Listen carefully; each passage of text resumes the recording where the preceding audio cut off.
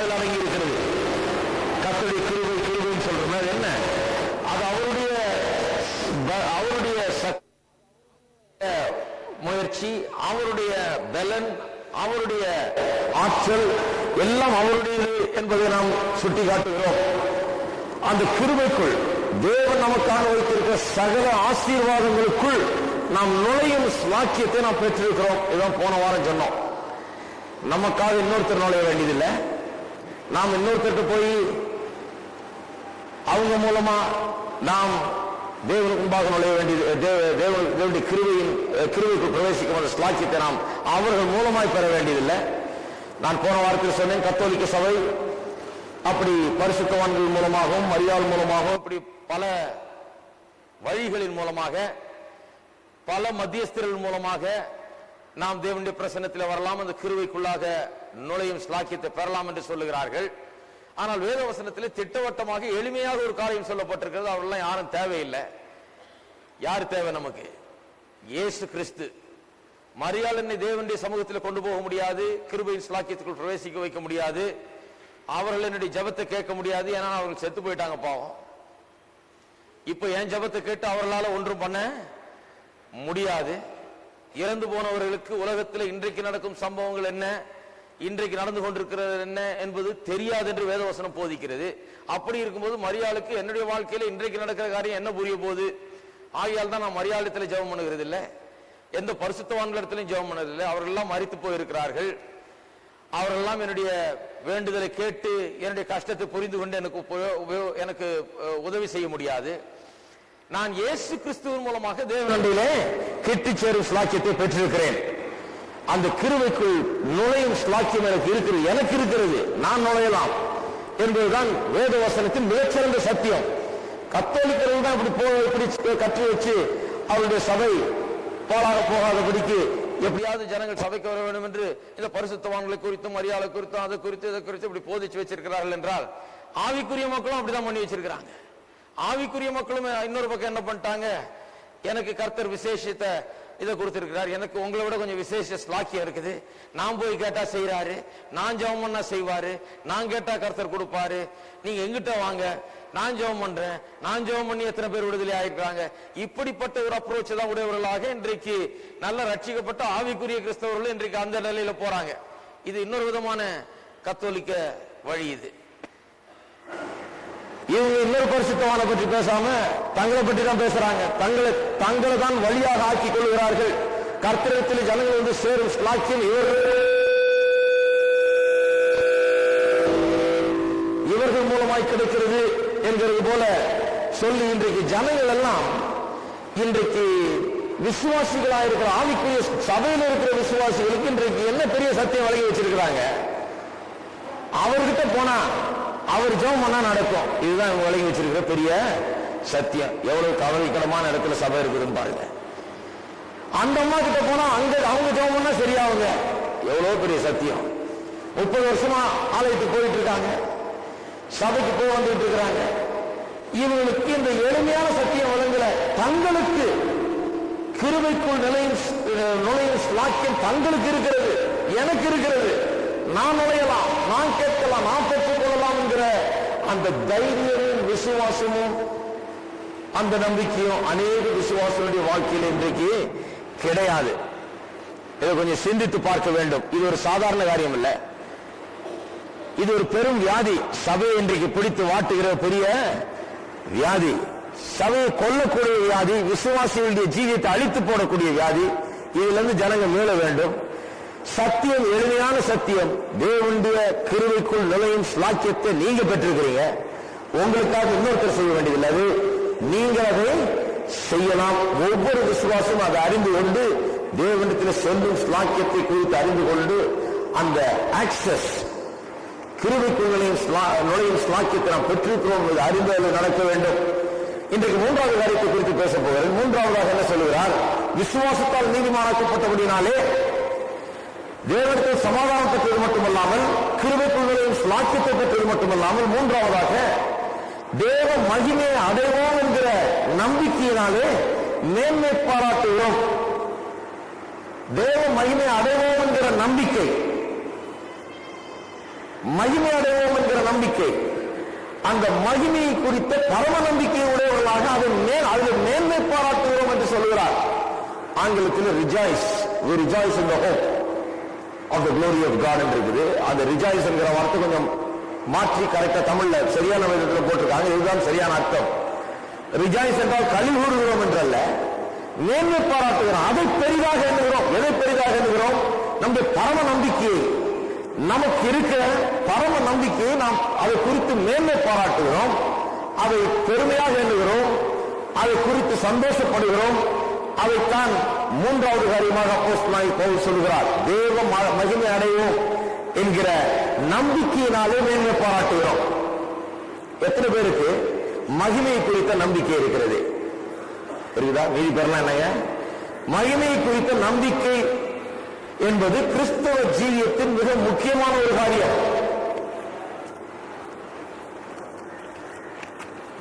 விசுவாசிகள் ரட்சிக்கப்படும் போது முதலாவது அவர்களுக்கு எதை போதிக்கிறது என்கிறதிலே நிறைய கருத்துக்கள் இருக்கிறது.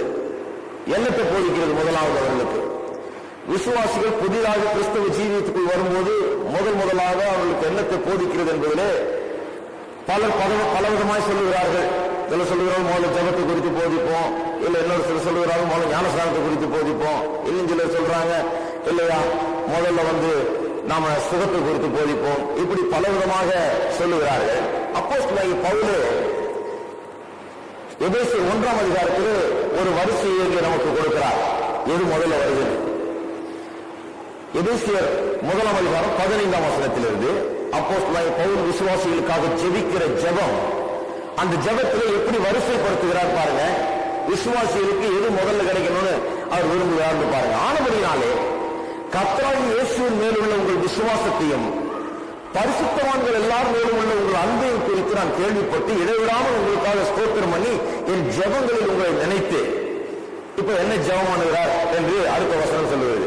நம்முடைய கர்த்தராகிய இயேசு கிறிஸ்துவின் தேவனும் மகிமையின் பிதாவுமானவர் தம்மை நீங்கள் அறிந்து கொள்வதற்கான ஞானத்தையும் தெளிவும் அளிக்கிற ஆவியை உங்களுக்கு தந்துள்ள வேண்டும் என்றும், தாம் நம்மை அழைத்ததினாலே நமக்கு உண்டாயிருக்கிற நம்பிக்கை என்னதென்றும், பரிசுத்தவான்களிடத்தில் நமக்கு உண்டாயிருக்கிற சுதந்திரத்தினுடைய மகிமையின் ஐஸ்வர்யம் என்னதென்றும், தாம் கிறிஸ்துவை மரித்தோரிலிருந்து எழுப்பியவருக்கு நடப்பித்த தமது பலத்த சத்துவத்தின் வல்லமைப்படியே விசுவாசிக்கிறவர்களாகிய நம்மிடத்தில் காண்பிக்கும் தம்முடைய வல்லமையின் மகா மேன்மையான மகத்துவம் என்னதென்றும் நீங்கள் அறியும்படிக்கு அவர் உங்களுக்கு பிரகாசமான மனக்கங்களை கொடுக்க வேண்டும் என்று வேண்டிக் கொள்ளுவேன்.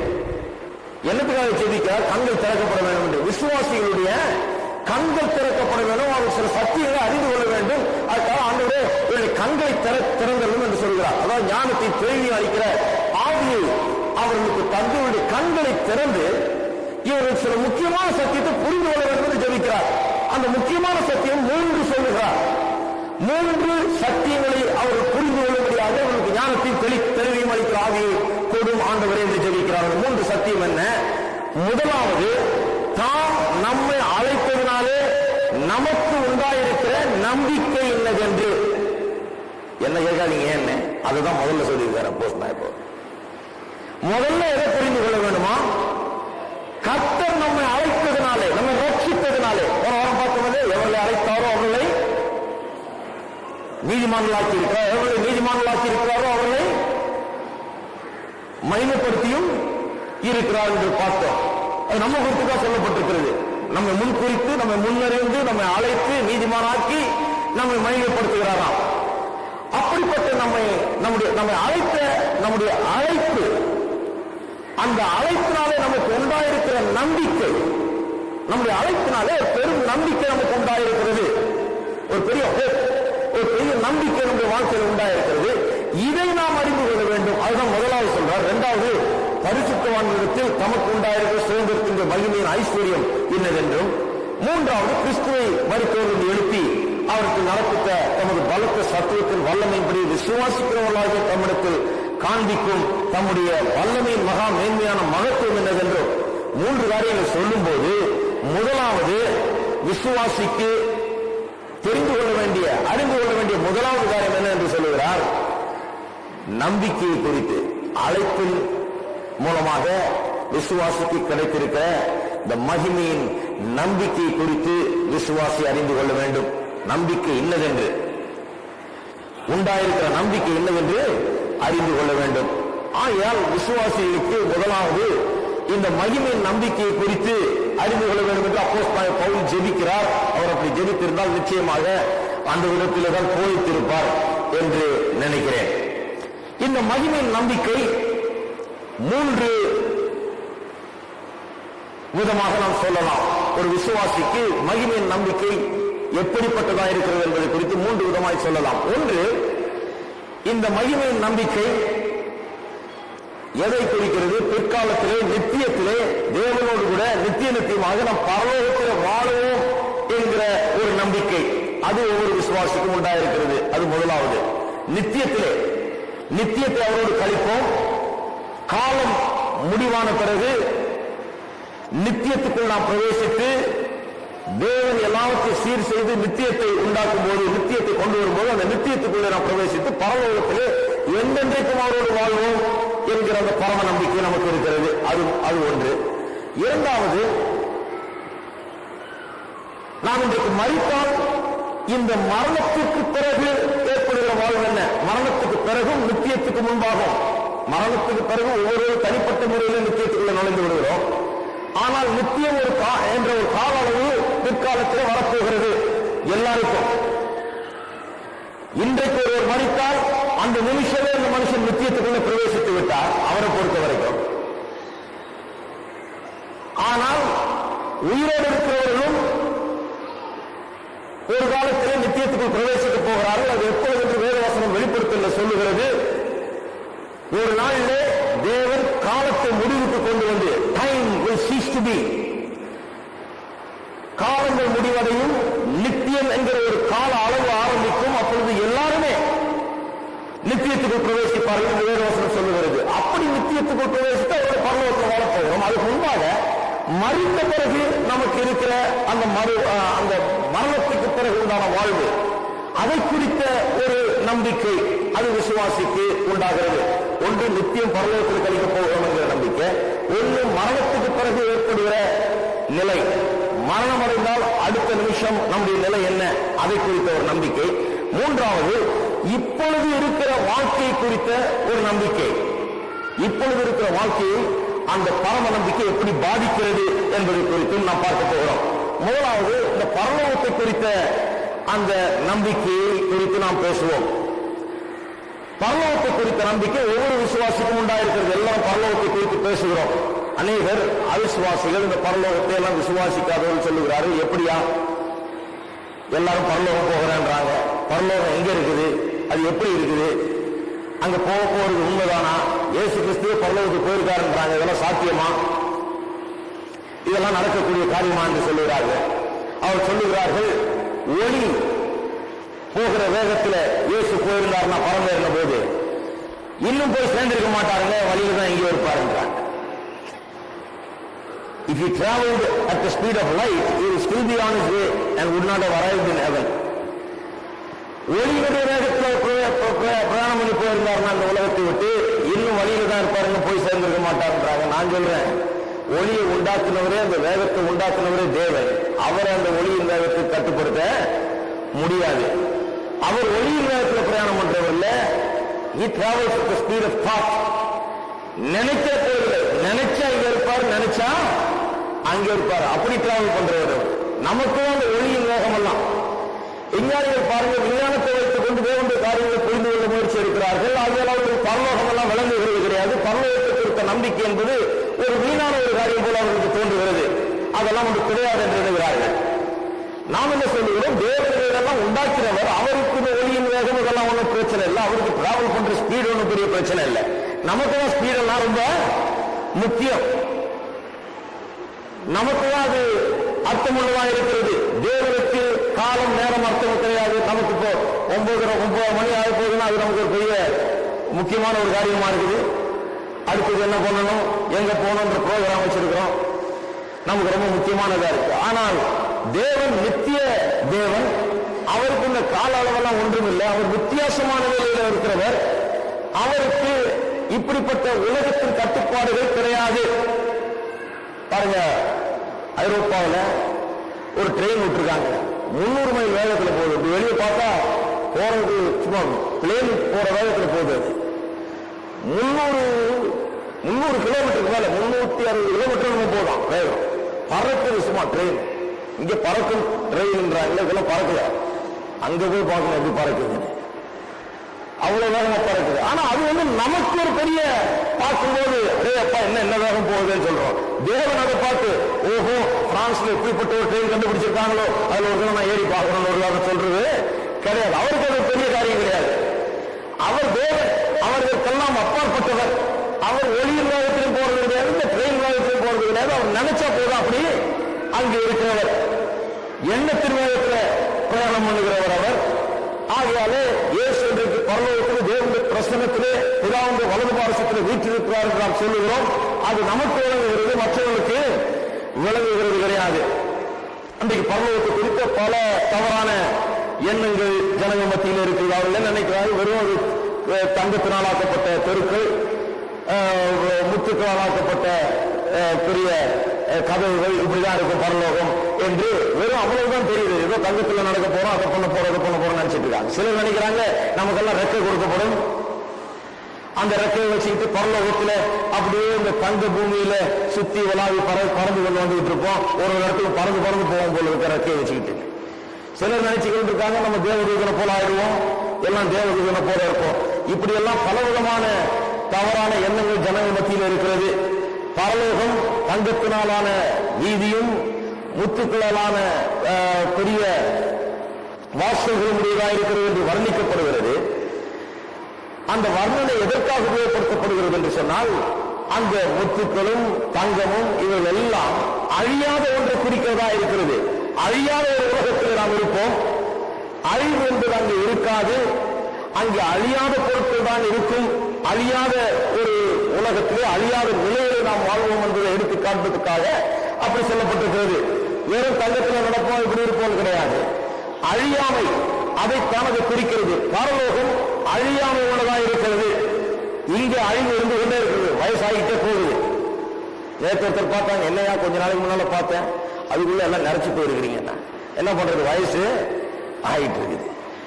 வயசான நிறைக்க வேண்டியதுதான், அது நிறுத்த முடியாது. முடி வெட்ட போனா ஒவ்வொரு தடவை வந்தாலும் கேட்கிறாரு, கொஞ்சம் டை போட்டுட்டாங்க, கொஞ்சம் டை போட்டு. ஏன் இதை போட்டு மறைப்பாங்க, எதற்கு இந்த வேலை எல்லாம் விட்டுறது தானே. இது ஒன்றும் மறைச்சு ஒன்றாக போறதில்லை, எவ்வளவு மறைச்சாலும் அது ஆகிட்டே தான் இருக்க போகுது. ஆகையால இதை மறைச்சு ஒன்றும் பிரயோஜனம் இல்லை, இதை புரிந்து கொண்டு அறிந்து கொள்வது ரொம்ப பிரயோஜனம். அழிகிற உலகத்தில் நாம் இருக்கிறோம், அழிவு இங்க உலகத்தில் இருக்கிறது. ஆனால் அங்கே அழியாமை என்கிற அந்த உலகத்தில் நாம் போய் வாழ்வோம். அழியாதவர்களாக, சாவில்லாதவர்களாக, நித்தியமாக அழிவே கிடையாது. அப்படிப்பட்ட அழியா உலகத்தில் நாம் வாழ்வோம். அதுதான் பரலோகம். அனைவரும் கேட்டுக் கொண்டிருக்கிறார்கள், அங்கே போய் நம்ம தேவதூதனை போல ஆகிடுவோம். தேவதூதனை போல ஆகிறது இல்லை, அது தவறான எண்ணம். பணிவிடை செய்கிற ஆவிகள் என்று தேவதூதர்களை குறித்து வேத வசனம் நமக்கு சொல்லுகிறது. தேவதூதர்கள் என்னவா, பணிவிடை செய்கிற ஆவிகள். ஒரு பிரசங்கியா சொல்கிறார், ஒரு இடத்துல ஒரு பிரசங்கம் பண்ணாராம். அந்த ஒரு அம்மா கோயிலுக்கு வந்திருந்தாங்களா அன்றைக்கு. அவர்கள் நினைச்சு கொண்டிருந்தாங்களா, நம்ம பரலோகம் போன பிறகு எல்லாம் தேவதூதர்களை போல ஆயிடுவோம்னு அவர்களுக்குள்ள ஏதோ ஒரு எண்ணம் யாரோ போதித்து அப்படி ஆகிவிட்டது. அந்த அம்மா கேட்டுட்டு ஒரு பிரசங்கத்தை கேட்டு இவர் சொல்லிட்டாரா, அங்க போய் தேவதூதனை போல இருக்க மாட்டோம். அந்த அம்மாவுக்கு ரொம்ப வருத்தம். இவரை சாப்பிட கூப்பிட்டுருந்தாங்களாம். சாப்பாடை போடுறதுக்கு முன்னால, சாப்பாடை செய்யறதுக்கு முன்னால இருக்கும் போது அந்த கேள்வி போன நம்ம கேட்டிருக்காங்க, என்னையா பரலோகம் போனா எல்லாம் தேவதூதர்களை போல ஆயிடுவோம் நான் போதிக்கப்பட்டிருக்கிறேன், இவ்வளவு நாள் நம்பிக்கிட்டு வந்தேன், நீங்க சொல்லிட்டீங்க நம்ம தேவதூதர்களை போல இருக்க மாட்டோம் அப்படின்னு சொல்லிட்டீங்களே, என்னன்னு கேட்டாங்க அந்த அம்மா. இவர் சொன்னாரா, அம்மா தேவதூதர் பணிவிடை செய்கிற ஆவி, பரலோகத்தில் போய் வீட்டை பெருக்கி சுத்தம் பண்ணி கழுவி தொடச்சி எடுத்து எல்லாம் பண்ணிட்டு இருக்க போறீங்களா, அதை பண்றதுக்கு பரலோகம் போறீங்களா? அந்த அம்மா சொன்னா இல்லைங்க, ஐயோ அப்படின்னா பரலோகமே சரி இருக்காது போல இருக்குது. இவர் சொன்னாரா, தேவதூதர்கள் என்பவர் பணிவிடை செய்கிற ஆவிகள். தேவனுக்கும் இந்த heirs of salvation, இந்த ரட்சிப்பின் சுதந்திரவாளிகளாக இருக்கிற நமக்கும் பணிவிடைக்காரர்களாக இருக்கிறவர்களும் தேவதூதர்களுடைய அவர்கள் ஏதோ நாம் அவர்களை போல் ஆக வேண்டும் இல்லை, அவர்கள் நமக்கு பணிவிடை செய்யும்படியாக இருப்பார்கள். நீங்க தான் சுதந்திரவாளியாக இருப்பீங்க. அப்புறம் போய் நல்ல சாப்பாடு செய்திச்சான். பரலோகம் வீட்டை பெருக்கி தொடச்சி எடுக்கிறதுக்கு நம்ம போகல. பரலோகம் என்ன பண்ண போகிறோம்? இந்த ரட்சிப்பின் சுதந்திரவாளிகளாக தேவதூதர்கள் நமக்கு பணிவிடை செய்யக்கூடிய அளவுக்கு உயர்ந்தவர்களாக, தேவனுடைய பிள்ளைகளாக, குமாரனும் குமாரத்தையுமாக தேவனுடைய பிரசன்னத்திலே வாழும்படியாக நாம் பரலோகத்துக்கு செல்கிறோம். அந்த அழியா உலகத்தில் செல்லும் போது நாம் ரட்சிப்பின் சுதந்திரர்களாய் நாம் இருப்போம். தேவதூதர்கள் பணிவிடைக்கார ஆவிகளாய் இருப்பார்கள். அவர்கள் நமக்கு பணிவிடை செய்கிறவர்களாயும் தேவனுக்கு பணிவிடை செய்கிறவர்களாயும் அவர்கள் இருப்பார்கள். அந்த பரம நம்பிக்கையில என்ன இருக்கிறது? What is so special about the hope of glory? அந்த மகிமை நம்பிக்கை என்பதில் என்ன அடங்கி இருக்கிறது? முதலாவது, இயேசுவை நாம் முகமுகமாய் காண்போம், தரிசிப்போம். இன்றைக்கு அவரை நாம் முகமுகமாய் தரிசிக்கிறது கிடையாது, அன்றைக்கு நாம் முகமுகமாய் தரிசிப்போம். இன்னொரு முக்கியமான காரியம் என்ன? நாம் பாவத்தின் தண்டனையிலிருந்து இன்றைக்கு விடுதலையாக்கப்பட்டிருக்கிறோம். பாவத்தின் வல்லமையிலிருந்தும் காக்கப்படுகிறோம். பரிசுத்த ஆவியானவர் நமக்குள்ளாக வாழ்ந்து பரிசுத்த ஜீவியத்தை வாழும்படியாக நமக்கு உதவி செய்கிறார். பாவத்திற்குரிய தண்டனையை இயேசு சரி செய்து விட்டார். தன்னுடைய ரத்தத்தின் மூலமாக, சிந்தப்பட்டதன் மூலமாக நம்முடைய பாவங்களை அவர் அகற்றி போட்டு நம்மை விட்டு கழுவி நம்மை சுத்தமாக்கி நம்மை மீட்டுக் கொண்டார். அவருடைய சிந்தப்பட்ட ரத்தம் நம்முடைய பாவத்தை நம்மிடத்திலிருந்து போக்குகிறது. பரிசுத்த ஆவியானவரும் தேவனுடைய வார்த்தையும் இன்றைக்கு பரிசுத்த ஜீவியத்தில் வாழும்படியாக நமக்கு பலனை தந்து பாவத்தின் வல்லமையிலிருந்து நமக்கு ஒரு விடுதலையோடு நாம் வாழ்கிறோம்.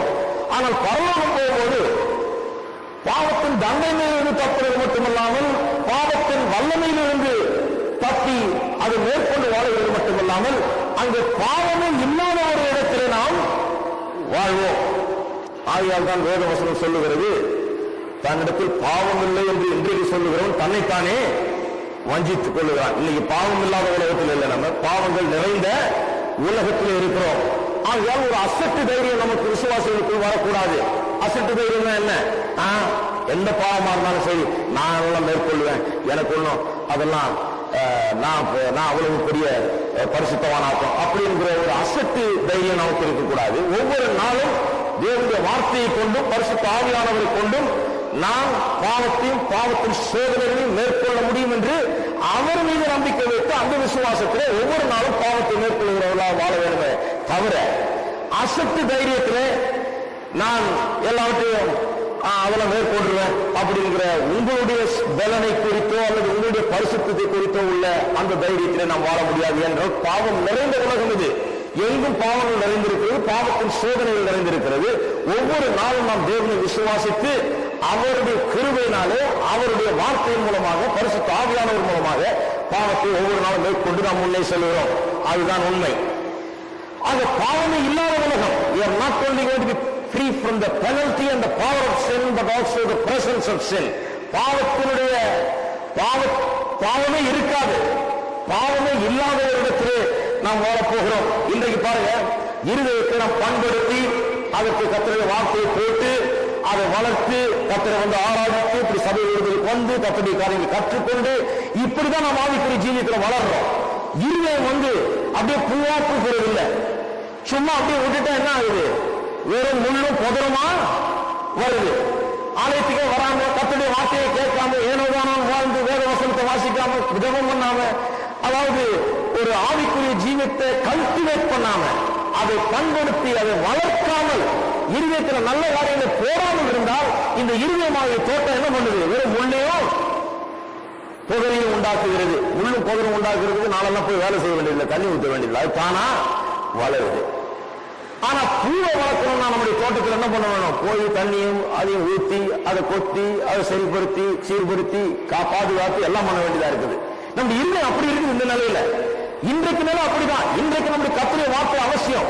இன்னைக்கு நான் ரட்சிக்கப்பட்டு நான் வீட்டில் இருக்கிறேன், நான் பரலோகம் போய் சேர்ந்துருவேன், எல்லா பாவத்தையும் நான் மேற்கொள்றேன், எனக்கு ஒன்றும் பிரச்சனை அப்படி கிடையாது. ஒவ்வொரு நாளும் போய் நாம் கர்த்தருடைய வார்த்தையை கற்றுக்கொள்கிறோம், வளருகிறோம். உள்ளத்தில் கர்த்தருடைய வார்த்தையை போட போட போட இந்த இருதயமாகிய தோட்டம் ஒரு பூந்தோட்டத்தை போல மாறுகிறது. அதுல கர்த்தருடைய காரியங்கள் வளர ஆரம்பிக்கிறது. கர்த்தருக்கு ஏற்றபடி நாம் வளர ஆரம்பிக்கிறோம். போடலனா அது ஒரு காடாக மாறிவிடுகிறது. அதனால்தான் அநேக கிறிஸ்தவ மக்களுடைய வாழ்க்கை காட்டுத்தனமா இருக்குது. ஏன்னா உள்ள வளர்க்கல, கிறிஸ்தவ ஜீவியத்தில் ஒரு வளர்ச்சி கிடையாது. ஆனால் பரலோகம் போகும்போது இந்த உள்ள வெறும் பூவா பூக்க போகுது. அங்க போய் அதை கல்டிவேட் பண்ண வேண்டியதில்லை, அங்க போய் இந்த இருதயத்தை பண்படுத்த வேண்டியதில்லை, அங்க போய் இன்னும் வளர வேண்டியதில்லை. அங்க போயிட்டு அதன் பிறகு நாம் இந்த இருதயத்தை பண்படுத்தி நல்ல காரியங்களை போட்டு அதன் மூலமாக விசுவாசம் அப்படி கிடையாது. இந்த இருதயமானது வெறும் நல்ல காரியங்களை மட்டும் வளர்க்கக்கூடிய இருதயமாக அங்கே இருக்கும். பாவம் இல்லாத காரணத்தினாலே அந்த உலகத்தின் நிலையே மாறி இருக்கிறபடினாலே நம்முடைய இருதயம் வெறும் நல்ல காரியங்களால் உண்டாயிருக்கும். நல்ல காரியங்கள் நம்முடைய உள்ளத்திலே வளரும். ஆகையால் தான் இந்த பரலோகத்தின் நம்பிக்கை நாம் உடையவர்களாக இருக்கிறோம். இந்த பரலோகத்தின் நம்பிக்கை என்றால் என்ன? ஒரு நாளிலே நாம் நித்தியமாக அவரோடு கூட வாழ்வோம், அழியாத உலகத்திலே வாழ்வோம். தேவதூதர்களா இல்ல, சுதந்திரராய், உடன் சுதந்திரராய் இயேசு கிறிஸ்துவோடு கூட நாம் வாழ்வோம். அந்த தேவதூதர்கள் நமக்கு பணிவிடை செய்ய போகிறார்கள். அது மட்டும் இல்லாமல் இயேசுவை முகமுகமாய் தரிசிப்போம். அங்கே பாவம் இல்லாத ஒரு நிலையில வாழ்வோம். பாவம் நம்மை மேற்கொள்ளுகிற இந்த உலகத்திலே வாழ்ந்து கொண்டிருக்கிறோம். ஆகையால் ஒவ்வொரு நாளும் வசனத்தையும் ஆவியானவரையும் நம்பி நாம் வாழ்ந்து கொண்டிருக்கிறோம். ஒவ்வொரு நாளும் பாவத்தை மேற்கொள்ள வேண்டியது அவசியமா இருக்கிறது. அங்கேயோ அப்படி அவசியம் இல்லை. நம்முடைய இருதயங்கள் நல்ல காரியங்களை மட்டுமே உடையதா இருக்கும். ஏனென்றால் அதுதான் பரலோகம். ஆகையால் தான் இன்றைக்கு அந்த பரலோகத்துக்காக கிறிஸ்தவ மக்கள் ஏங்குகிறார்கள். உண்மையான மெய்யான கிறிஸ்தவர்கள் அப்படிப்பட்ட ஒரு வாழ்க்கைக்காக ஏங்கிக் கொண்டிருக்கிறார்கள். என்ன என்றால் என்ன? ஒரு பிரயாணி போய்கொண்டே இருக்கிறான், நடந்து பிரயாணமாக போய்கொண்டிருக்கிறான். வெகு தூரம் பிரயாணம் பண்ணி கொண்டு கடைசியிலே தூரத்திலே அவன் போய் சேர வேண்டிய இடத்தை காண்கிறான், அந்த ஊரை காண்கிறான். அந்த ஊரை கண்டவுடன் அவனுக்குள்ள என்ன ஆகிறது? அவனுக்குள்ள ஒரு புத்துணர்ச்சி, வேகம் இன்னும் அதிகமாகிறது. அவனுக்குள்ள ஒரு புது தென்பு இருக்கிறது. அதுபோலதான் கிறிஸ்தவருடைய ஜீவியம். நாம் கிறிஸ்தவ ஜீவியத்தை வாழ்ந்து கொண்டே இருக்கிறோம். இந்த பரம நம்பிக்கை குறித்து நாம் அறிந்து கொள்ளும் போது பரலோகம் எப்படிப்பட்டது, அங்கே நமக்கு என்ன மாதிரி வாழ்வு, எப்படிப்பட்ட வாழ்வு காத்துக் கொண்டிருக்கிறது, நாம் எப்படி அங்கே இருக்க போகிறோம் என்பதை அறிய அதை நாம் புரிந்து கொள்ள தூரத்திலே நாம் சென்று சேர வேண்டிய பட்டணத்தை கண்டவர்கள் போல உள்ளத்திலே ஒரு உற்சாகமும் ஒரு சந்தோஷம், அப்படிப்பட்ட வாழ்க்கைக்குரிய ஏற்றமும் நமக்குள்ள என்ன அதிகமாக உண்டாகிறது. தூரத்தில் அந்த பட்டணத்தை கண்டவரை போல நாம் இன்னும் வேகமாக அடியெடுத்து அந்த நாள் வராதா என்று ஏங்கிக் கொண்டு அதற்கு முன்பாக சென்று கொண்டிருக்கிறோம். இரண்டாவது காரியம், அந்த பரம நம்பிக்கையின் இரண்டாவது அம்சம் என்ன? மரித்தவுடன் நமக்கு காத்திருக்கும் நிலை. மரித்தவுடன் நம்முடைய நிலை என்ன என்பது குறித்த ஒரு நம்பிக்கை ஒவ்வொரு விசுவாசிக்குள்ளாகவும் உண்டாயிருக்கிறது. இந்த நம்பிக்கை குறித்தும் நாம் மேன்மை பாராட்டுகிறோம். பாருங்க, இந்த தேவனற்ற உலகம், தேவனை அறியாத உலகம், சாவு என்று வரும்போது பல விதமான பெரிய குழப்பங்களால் நிறைந்திருக்கிறது. பாருங்க, நம்ம ஊர்ல சாவுனா போட்டு மோளத்தை அடிச்சு அதுக்கு சுத்தி டான்ஸ் ஆடி இதுக்கெல்லாம் பெரிய காரணங்கள் இருக்குது. காரண காரியங்கள் இருக்கு. நான் சும்மா ஆடல, சும்மா அடிக்கல, போட்டு நான் அடிச்சு யாரும் தூங்கடாம பண்றாங்க.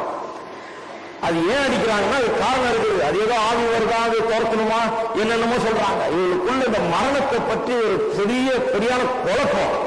அந்த மரணம் இவங்களுக்குள்ள ஒரு பெரிய கலக்கத்தையும் குழப்பத்தையும் ஏற்படுத்துவது. அதுல ஒரு ஆறுதலுக்கான வழியோ அவர்களுக்கு தெரியாது, அவர்களிடத்திலே கிடையாது. இங்க இந்தியாவில் மட்டும் அப்படி இல்லை, சைனாவில் மற்ற பல தேசங்கள்ல, எல்லா தேசங்களிலும் அவர்களுக்கு ஏற்ற பழக்க வழக்கங்களை வைத்துக் கொண்டிருக்கிறார்கள். சைனாவில் என்ன பண்ணுவாங்கன்னா நம்ம ஊர் மாதிரி தான் ஆடுவாங்க. சாவை கொண்டு போகும்போது பல வரைக்கும் ஆடுவாங்களாம். முன்னால போயிட்டு ஆடிட்டு இருக்கும்போது சின்ன சின்ன துண்டு காய்கறிகள்ல ஒரு சின்ன தொலை போட்டு கீழே போடுவாங்களாம். அது ஏன்னா அந்த ஆவிகள் இந்த செத்து போயிருக்கிற மனுஷனை அணுகாதபடிக்கு அதை போடுறாங்க. ஏன்னா அந்த ஆவிகள் அந்த சின்ன தொலைக்குள்ள நுழைஞ்சு அப்புறம் தான் வர முடியுமா. என்னென்ன பாருங்க, எப்பேற்பட்ட குழப்பங்கள், எப்பேற்பட்ட முட்டாள்தனங்களை வளர்த்துக் கொண்டு இப்படி நம்ம நாட்டிலேயே இருக்குது, பல நாடுகளிலேயே இருக்குது. மரணம் என்று சொன்னால் அவங்களுக்கு பெரிய குழப்பம் தான். அவர்களுக்கு பெரிய ஒரு ஆறுதல் இல்லாத ஒரு நிலையில் இருக்கிறார்கள். ஆனால் கிறிஸ்தவ மத்தியிலே மரணத்திற்கு பெரிய மரணம் என்று சொன்னால் ஒரு பெரிய ஒரு ஆறுதல் அவர்களுக்கு கூடவே கொடுக்கப்படுகிறது. மரணத்தை குறித்து கிறிஸ்தவர்கள் அஞ்சுவது கிடையாது, அதை குறித்து பயப்படுவது கிடையாது. ஒரு கதை ஒன்று சொல்லப்பட்டிருக்கிறது. ஒரு பெரிய ராஜா ஒரு முறை கிறிஸ்தவர்கள் எல்லாம் ஒழிக்க வேண்டும் என்று திட்டமிட்டானாம். ஒரு பெரிய கிறிஸ்தவ ஒரு மனுஷனை கொண்டு அந்த மனுஷன் கொல்லப்பட வேண்டும் என்று அங்கே ராஜா தீர்மானிக்கிறார். இந்த மனுஷன் கிறிஸ்தவ விசுவாசத்தில் இருக்கிறார், இவரை கொண்டு போட வேண்டும், இவரை அழித்து போட வேண்டும் என்று கொண்டு ஆர்டர் போடுகிறார். அங்கே உத்தரவு போட்டவுடன் அந்த மனுஷரை கொல்ல வேண்டிய ஆள் சொல்லுகிறாரா, ஐயா இவரை கொன்னா சரிப்படாது, ஏன்னா இவரை கொன்னா அது உடனே அவர் நேரம் பரலோகத்துக்கு போயிடுவான்றாரு. அவருக்கு ரொம்ப சந்தோஷமா இருக்குது. இவரை கொல்றதுனால இவருக்கு ஒரு தண்டனை மாதிரி கிடையாது அப்படின்னாராம்.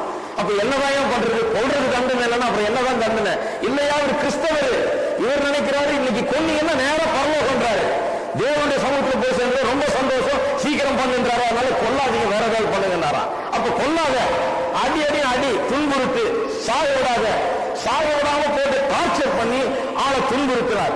அதுவும் சரிப்படாதியா? ஏன்னா அடிக்கடிக்க அவர் என்ன சொல்லுவாரு, இது ஒரு பெரிய ஸ்லாக்கியம், என்னுடைய தேவனுக்காக பாடுபடுவதற்கு எனக்கு ஒரு பெரிய ஸ்லாக்கியம், இது நான் மேன்மையா கருதுறேன் அப்படின்னு சொல்லி அதை குறித்து சந்தோஷப்படுறாங்க.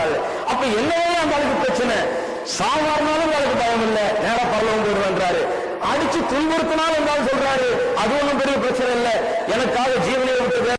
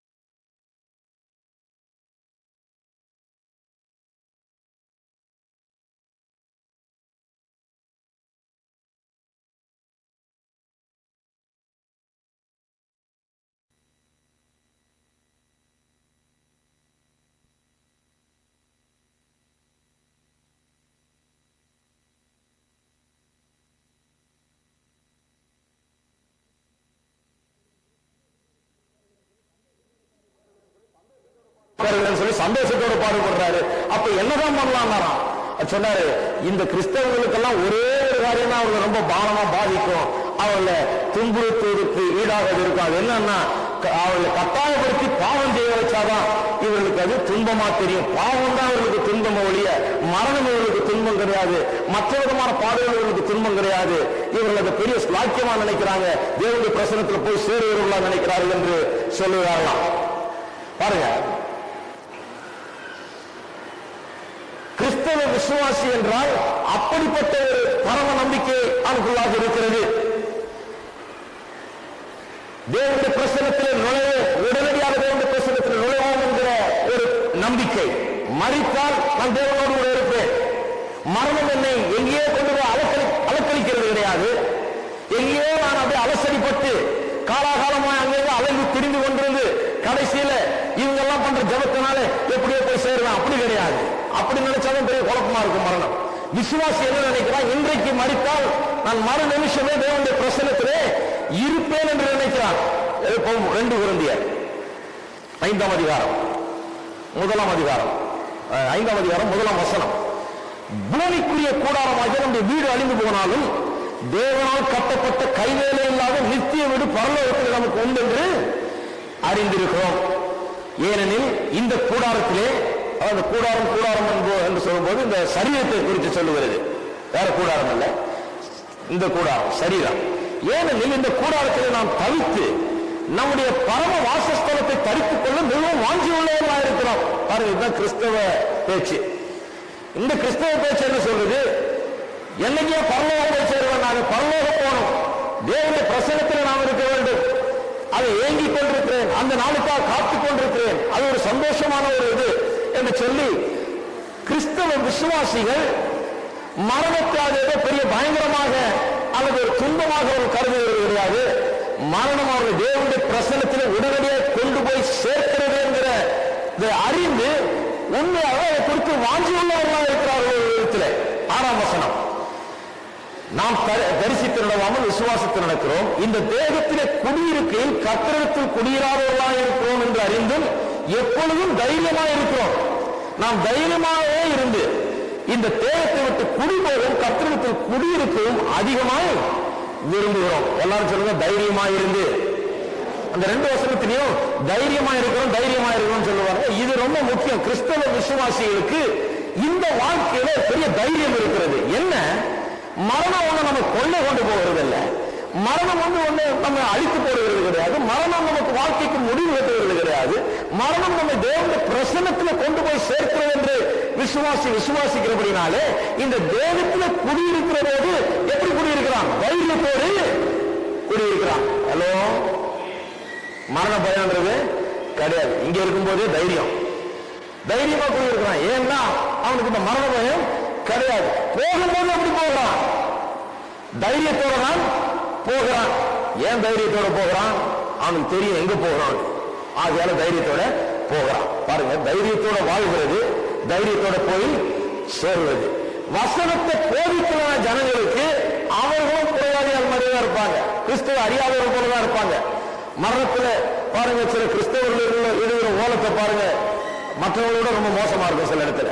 பாவம், வசனம் தெரியாதவர்கள், இந்த பரம நம்பிக்கை உள்ள வளர்த்துக் கொள்ளாதவர்கள், இந்த நம்பிக்கை குறித்து மேன்மை பாராட்ட தெரியாதவர்கள், இதை குறித்து சந்தோஷப்பட தெரியாதவர்கள், இதை குறித்து மேன்மையாக என்ன தெரியாதவர்கள், கர்த்தருடைய வசனத்தை அறியாதவர்கள், இந்த நிச்சயம் இல்லாதவர்கள், வசனம் போதிக்கப்படாதவர்களினாலே அவர்கள் ரட்சிக்கப்பட்டிருந்தும் அவர்களுக்குள்ள மரணத்தை குறித்த ஒரு நிச்சயம், அதாவது மரணத்துக்கு பிறகு என்ன இருக்கிறதுங்கிறது குறித்த ஒரு நிச்சயம் அவர்களுக்கு இல்லை. ஆகையால் அவர்களுக்கு தைரியமும் கிடையாது. தைரியம், எல்லாம் சொல்லுங்க, தைரியம்.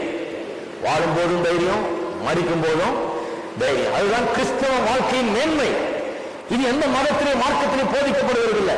இது கிறிஸ்தவ வாழ்க்கை மேன்மை என்ன? நமக்கு ஒரு பரம நம்பிக்கை காத்திருக்கிறது. மரித்தால் நாம் அடுத்த நிமிஷம் தேவனிடத்தில் போய் சேருகிறோம் என்கிற நம்பிக்கை நமக்கு இருக்கிறது. மற்றவர்களுக்கு என்ன இருக்குது பாருங்க, மற்றவர்களுக்கு ஏன் அவ்வளவு தைரியம் இல்லை, அவர்களுக்கு ஏன் அவ்வளவு மரணத்தை குறித்த பயங்கரம் கவலை அல்லது மரணத்தை குறித்த பயம் அவர்கள் ஆட்கொண்டிருக்கிறது. ஏன் என்று சொன்னால் பலவிதமான மூட நம்பிக்கைகள். நிறைய கதை சொல்லுவாங்க, நீங்க கூட கேட்டிருப்பீங்க. பரலோகத்துக்கு போனா அங்க வாசல்ல பரிசுத்த பேதுரு காத்துட்டு இருப்பார், அவர்கிட்ட தான் சாவி இருக்குது,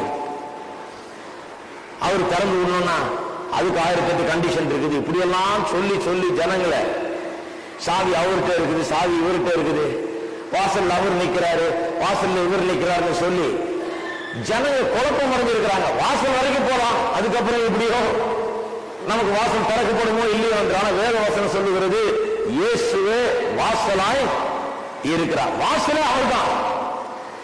அந்த வாசல் திறக்கப்பட்டிருக்கிறது. தேவனிடத்தில் செல்லும் வாசல் இயேசு. நாம அங்க போய் பரிசுத்த பேதுருகிட்ட கெஞ்சிக்கிட்டு இருக்க போறதில்லை, பவுல்கிட்டையும் கெஞ்ச போறதில்லை, யோவான்கிட்டையும் கெஞ்ச போறதில்லை. அங்க யார்கிட்டையும் போய் யாருடைய தயவு நமக்கு தேவையில்லை. ஏனென்றால் தேவனுடைய தயவையை நாம் பெற்றிருக்கிறோம். ஆகையால் நேரடியாக அவரிடத்தில் போய் சேர முடியாது, நமக்கு எந்த தடையும் கிடையாது. அப்படிப்பட்ட மூட நம்பிக்கை வளர்த்துக் கொண்டு அதில் வாழ்கிறவர்களுக்கு தான் அப்படிப்பட்ட ஒரு தைரியம் இல்லாத நிலை, மரணத்தை கண்ட பயம், இதெல்லாம் இருக்கும். இன்னொரு மூட நம்பிக்கை என்னன்னு சொன்னால், மரணம் என்பது ஒரு தூக்கம், நீண்ட தூக்கம் போல நினைக்கிறாங்க சிலர். அவங்க நினைக்கிறாங்க இன்னும் மறு உலகம் வர்ற வரைக்கும் தூங்கிட்டு இருப்பாரு அவரு கல்லறையிலே. கிடையாது, கல்லறையில் அவர் தூங்கல, அவருடைய சரீரம் தான் அங்க தூங்குது. அவர் தூங்கல, அவர் வாழ்ந்து கொண்டிருக்கிறார், முழிச்சுக்கிட்டு இருக்கிறார். இங்க கண்ணை மூடணும்னா அங்க போய் கண்ணை திறக்கிறார். ஹலோ, இங்க கண்ணை மூடணும்னு தூங்கிட்டாரு, இன்னும் 1000 வருஷத்துக்கு தூங்க போறாரு, இயேசு வர்ற வரைக்கும் தூங்க போறாரு. இங்க கண்ணை மூணு அங்க அப்பதான் கண்ணு திறக்குது. அங்க போய் பரலோகத்தின் மகிமையை காண்கிறார். இதுதான் கர்த்தருடைய வார்த்தையின்படி உள்ள சத்தியம். இதை அறிந்து வைத்திருக்கிறவர்கள் இது ஏதோ பெரிய 1000 வருஷம் தூக்கத்துக்குள்ள நுழைகிறான் கிடையாது. சரீரம் தான் கொடுக்கப்படுகிறது. நாம் அங்கே அவரோடு கூட வாழ்கிறோம், நித்தியமாக வாழ்கிறோம் என்கிறது அவர்கள் அறிந்து வைத்திருக்கிறபடினால அவர்களுக்குள்ள தைரியம் இருக்கிறது. சிலருடைய மூட நம்பிக்கை என்ன? கிறிஸ்தவ மதத்திலே எப்படி இருக்குது பாருங்க. சிலருடைய மூட நம்பிக்கை என்ன? அந்த மரித்த பிறகு அவர்கள் தன்னுடைய பாவங்களுக்காக சில பாடுகளை பட வேண்டியதா இருக்குது. மரித்த பிறகு தன்னுடைய பாவங்களுக்காக பாடுபட வேண்டியது இருக்கிறது என்கிற அந்த எண்ணம் என்ன சொல்லுகிறது? இயேசு கிறிஸ்து பாடுபட்ட போது அவர் சரியா பாடுபட்டு எல்லாத்தையும் சுமந்து தீர்க்கல, இன்னும் முடிக்கல என்றதான் சொல்லுது. அது ரொம்ப பெரிய ஒரு தவறான விசுவாசத்திலிருந்து வந்த ஒரு உபதேசம். ஒரு ஆள் மரித்த பிறகு அவர் தன்னுடைய பாவங்களுக்காக பாடுபடுவது கிடையாது. மரிக்க முன்னதாக இயேசு விசுவாசித்து இயேசு நம்முடைய பாவங்களுக்காக பாடுபட்டு முடித்து விட்டார் என்கிற நிச்சயத்தை உடையவர்களாக தான் போகிற மொழிய மரித்த பிறகு பாடுபட்டு கொண்டு இருக்கிறது கிடையாது. இப்படிப்பட்ட காரியங்கள் தான் பாருங்க ஜனங்களுக்குள்ள ஒரு பெரிய ஒரு அவநம்பிக்கையை உண்டாக்கி மரணத்தை குறித்த ஒரு பயத்தை உண்டாக்குகிறது. இன்னொன்று பர்கட்டோரி, அதாவது பரதேசத்துக்கு போறாங்க, அங்க போய் காத்துக்கிட்டு இருப்பாங்க. அங்க போய் காத்துக்கிட்டு இருந்து பிறகு இன்னும் நூற்றுக்கணக்கான வருஷங்களுக்கு பிறகு கடைசியில கொண்டு போய் தேவனிடத்துல சேர்க்கப்படுவாங்க என்கிற ஒரு நம்பிக்கையை செலவழித்துக் கொண்டிருக்கிறார்கள். ஆகியால் மரித்த உடனே போய் அங்க காத்துக்கிட்டு இருக்கணும் அப்படிங்கிற ஒரு எண்ணத்தை அவர்கள் உள்ள வைத்துக் கொண்டிருக்கிறோம். அப்படின்னால மரணம் அவர்களுக்கு ஒரு பெரிய பாரமாக இருக்கிறது, பெரிய கவலைக்குரிய காரியமாக இருக்கிறது, பெரிய துன்பத்தை போல தெரிகிறது. ஆனால் வேதவசனம் அப்படி போதிக்கவில்லை. இன்றைக்கு மரித்தால் அடுத்த நிமிஷமே கர்த்தருடைய பிரசன்னத்தில் நாம் இருக்கிறோம் என்று திட்டவட்டமாக வேதம் போதிக்கிறது. பிலிப்பியர் 1ஆம் அதிகாரத்தில் திருப்போம்.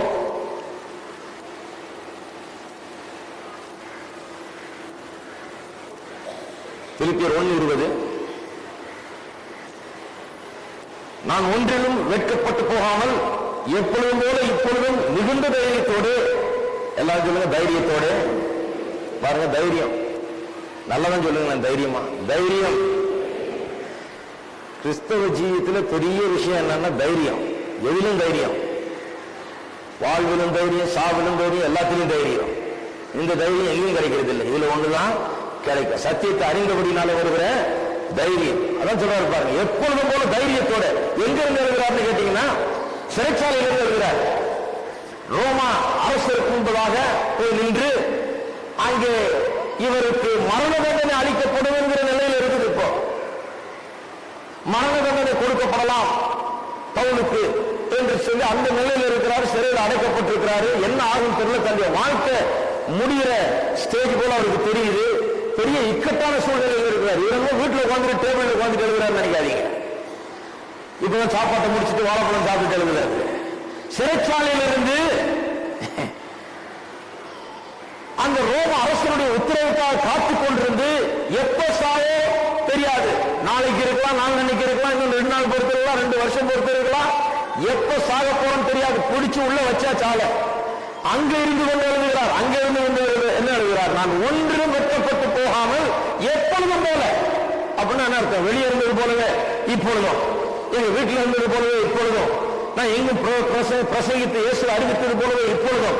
அந்த தைரியம் மாறவே இல்லை. பவுலப்போஸ்தலனுக்குள்ளாக இருந்த அந்த தைரியம் மாறவே கிடையாது. சாவினுடைய விளிம்பில வந்து நின்ற போதும் கூட, சாவினுடைய வாசல்ல வந்து நின்ற போதும் கூட அந்த தைரியம், வாழ்க்கை குறித்த ஒரு தைரியம் அவருக்கு மாறவே இல்லை. அதுதான் கிறிஸ்தவ வாழ்க்கையின் மேன்மை. சொல்லுகிறார், எப்பொழுதும் போல இப்பொழுதும் மிகுந்த தைரியத்தோட ஜீவனாகிலும் சாவனாலாகிலும் ஜீவனாவாகிலும் சாவனாலாகிலும் கிறிஸ்து என் சரீரத்தினாலே மகிமைப்படுவார் என்று எனக்கு உண்டாயிருக்கிற வாஞ்சைக்கும் நம்பிக்கைக்கும் தக்கதாய் அப்படி முடியும். என்னாலும் சொல்றாரு பாருங்க. ஜீவனா இருந்தாலும் சரி, சாவா இருந்தாலும் சரி, கிறிஸ்துவின் மூலமா மகிமைப்படுவார் என்று எனக்கு உண்டாயிருக்கிற வாஞ்சைக்கும் நம்பிக்கைக்கும் தக்கதாய் அப்படி முடியும். என்ன சொல்றாரு? எனக்கு வாஞ்சை இருக்குது, எனக்கு நம்பிக்கை இருக்குது. வாஞ்சை இருக்கிறது, நம்பிக்கை இருக்குது. இந்த பரம நம்பிக்கை இருக்கிறது, வாஞ்சையும் இருக்கிறது. பரலோகம் போனா நான் ரெடின்றாரு. ரொம்ப வாஞ்சியா இருக்குது, காத்துக்கிட்டு இருக்கிறேன். இன்னைக்கு அனுப்புறீங்களா? தாராளமா இன்னைக்கு அனுப்புங்க, அங்க போய் சேர்றாரு.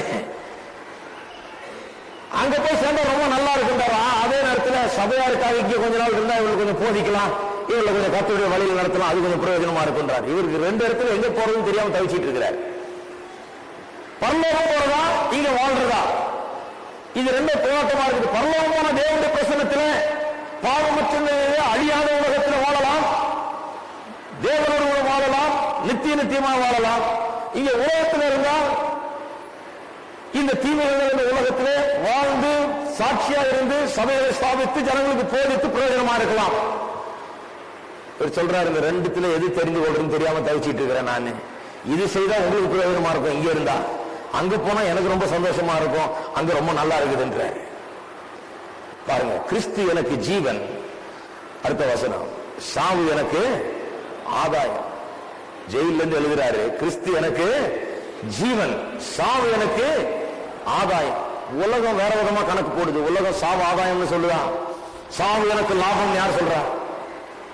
எல்லா சாவும் என்ன சொல்றாங்க? இது ஒரு பெரிய நஷ்டம், இது ஒரு பெரிய நஷ்டம், இது ஒரு பெரிய நஷ்டம் தான் சொல்றாங்க. வேதம் சொல்லுது இது பெரிய லாபம்.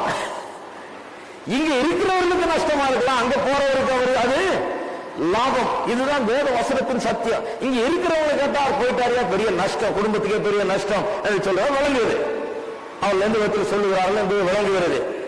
ஆனா அவரை போய் கொஞ்சம் வாங்குவாங்க நஷ்டம்ன்றாங்கன்னு சொன்னா அவர் என்ன சொல்றாரு? எனக்கு இது பெரிய லாபம், நான் இங்கே இதுதான் எனக்கு லாபம், நான் இங்கே இருக்கிறேன்ற. போனால அதனால திரும்பி கொண்டு வர முடியறது இல்லை. நீங்க ஜெபம் பண்ணா கூட அவர் அங்கேயே இருந்துடுற, என்ன பண்றது? அந்த பக்கம் போனவர் இந்த பக்கம் கொண்டு வர்றது பெரிய கஷ்டம். ஏன்னா அவரே வரமாட்டேன்ற. இருக்கிறீங்களா? நாமே அப்படிதான். அப்படி போயிட்டு அப்புறம் வரவே மாட்டோம், ஏன்னா அது அவ்வளவு பிடிச்சு போயிடும். அதுதான் சொல்றார், சாவு எனக்கு ஆதாயம். கிறிஸ்தவத்தினுடைய அவுட்லுக்கே வித்தியாசம், நம்முடைய கால்குலேஷனே வித்தியாசம். சாவு எனக்கு ஆதாயம் என்று சொல்லுகிறார். ஆகிலும் சரீரத்தில் பிழைத்திருக்கிறதுனாலே என் கிரியைக்கு பலனுண்டா இருப்பதால் நான் தெரிந்து கொள்ள வேண்டியது இன்னதென்று அறியேன். என்ன சொல்றாரு? சரீரத்தில் பிழைத்திருந்தால் என் கிரியைக்கு பலனுண்டா இருக்கிறது, நான் பல காரியங்களுக்கு செய்யலாம், நற்கிரியில செய்யலாம். அதனால சரீரத்தில் இருக்கிறது நல்லது, போய் சேர்றது அதுவும் பெரிய ஆதாயமா இருக்குது. இப்போது ரெண்டுத்துல நான் தெரிந்து கொள்ள வேண்டியது என்னவென்று அறியன்றார். எதை சூஸ் பண்றதுன்னு தெரியலன்றார். ஹலோ, அப்படித்தான் ஒவ்வொரு கிறிஸ்தவ விசுவாசியும் ஒவ்வொரு நாளும் வாழ்கிறான். அதுக்கு இப்ப போயிடணும் கிடையாது. இங்க இருந்து முழுசா வாழ்ந்து கர்த்தருடைய சித்தத்தையும் நோக்கத்தையும் இந்த வாழ்க்கையில் நிறைவேற்றி கர்த்தர் சும்மா இங்க விளையாட்டு கொண்டு வரையா? நம்ம ஏதோ பை ஆக்சிடென்ட் இங்க கொண்டு வந்து விடல, ஏதோ அசந்தர்ப்பமாக ஒரு விபத்தை போல நாம் இந்த பூமியில உதிக்கல. இந்த சென்னைப்பட்டினத்தில் இன்றைக்கு இங்கே உட்கார்ந்து இருக்கிறோம் என்றால் கர்த்தர் நம்ம இங்க வைத்திருக்கிறார், இங்க பிறக்க செய்திருக்கிறார். நம்மள இந்தியா தேசத்துல இந்த ஊர்ல பிறக்க செய்து இங்கே நம்ம வைத்திருக்கிறார். ஏதோ ஒரு நோக்கத்துக்காக கர்த்தர் நம்மை வைத்திருக்கிறார். ஆகையால இந்த நோக்கத்தை நாம் நிறைவேற்ற வேண்டும், அதற்கு பூரணமான ஒரு வாழ்க்கையை வாழ வேண்டும். முழுசா இந்த வாழ்க்கையை வாழ்ந்து முடித்து நம் கர்த்தருடைய சித்தத்தை நிறைவேற்றி நம்முடைய வாழ்க்கையின் நோக்கத்தை நிறைவேற்றி கர்த்தருடைய நாம மகிமைக்காக வாழ்ந்து பிறகு நாம் போய் சேர வேண்டும். போய் சேர வேண்டிய நேரம் வரும்போது பயமே கிடையாது, உள்ள என்னதான் இருக்குது? தைரியம் தான் இருக்கிறது. எல்லாரும் ஒரு ஆமென் சொல்லுங்க. சத்தியத்தை அறிந்தவர்களுக்கு தைரியம் இருக்கிறது. அவர்கள் இந்த சத்தியத்தை அறிந்தவர்கள் வைத்திருக்கிறபடினால இதை குறித்து மேன்மை பாராட்டுகிறார்கள். அந்த நம்பிக்கை குறித்து என்ன பண்ணுகிறார்கள்? மேன்மை பாராட்டுகிறார்கள். அதை குறித்து பேசிக் கொண்டிருக்கிறார்கள், அதை குறித்து பெருமைப்படுகிறார்கள். இப்படிப்பட்ட ஒரு நம்பிக்கை எனக்கு இருக்குது, உனக்கு இருக்குதான்னு கேட்கிறாங்க போறவர்களெல்லாம். அவர்களுக்கு இந்த நம்பிக்கை இருக்கிறபடினால அதை குறித்து அவர்கள் சந்தோஷப்படாமல் இருக்க முடியாது. இதுதான் கிறிஸ்தவ ஜீவியத்தின் ஒரு விசேஷித்த அம்சம். மூன்றாவது, இந்த நம்பிக்கை, இந்த பரம நம்பிக்கை, வரப்போகிற மகிமை குறித்த நம்பிக்கை நம்முடைய இந்த கால வாழ்க்கையை எப்படி மாற்றுகிறது, எப்படி அது மாற்றுகிறது என்பதை கொஞ்சம் பார்ப்போம். இந்த ஹோப் ஆங்கிலத்தில் இந்த நம்பிக்கை என்கிற வார்த்தை ஹோப்னு சொல்லப்பட்டிருக்கிறது. ஹோப் என்ற வார்த்தைக்கு அர்த்தமே போயிடுச்சு கொஞ்ச நாளா, சில வருஷங்களா இதை தப்பா உபயோகப்படுத்திட்டாங்க. ஹோப்னா வேதத்தின்படி நிச்சயமாய் நமக்கென்று வைக்கப்பட்டிருக்கிற ஒரு காரியம், நான் நம்பி நாம் காத்துக்கொண்டு வாஞ்சியா இருக்கிற ஒரு காரியத்தை தான் ஹோப்னு சொல்றோம். இப்ப என்ன ஆயிடுச்சு? ஐ ஹோப் இட் டசன்ட் ரெயின்ன்றாங்க. மழை பெய்யாதுன்னு நினைக்கிறேங்க, பெய்ஞ்சாலும் பெய்யலாம். ஹோப்னா அது ஒண்ணும் கிடையாது, நடந்தா நடக்கலாம், நடக்காட்டியும் போகலாம். அப்படி அந்த ஹோப் என்ற வார்த்தையினுடைய அர்த்தமே வேற மாதிரி போயிடுச்சு இன்றைக்கு. ஆகையால அது ஹோப்னு சொன்னாலே ஒரு நம்பிக்கையற்ற நிலை என்கிறது போல ஆகிறது. ஹோப்னு சொன்னா அப்படி கிடையாது. ஹோப்னு சொன்னா ஒரு நிச்சயமான நம்பிக்கை, அது அழியாத நம்பிக்கை, எந்த சூழ்நிலையினாலும் மாற்ற முடியாத நம்பிக்கை. தேவன் கொடுத்த வாக்குத்தத்தங்கள் தேவன் நிறைவேற்றுவார், நிச்சயமா அவர் சொன்னது நடக்கும் என்கிற நம்பிக்கை. அதைத்தான் வேதத்தில் ஹோப் என்று சொல்லப்பட்டிருக்கிறது. நாம் இந்த நம்பிக்கை குறித்து பேசும்போது சும்மா அதையே நம்பிக்கொண்டிருக்கல, தேவனுடைய வார்த்தையை தேவனுடைய வாக்குத்தத்தத்தை நாம் நம்பிக்கொண்டு இருக்கிறோம்.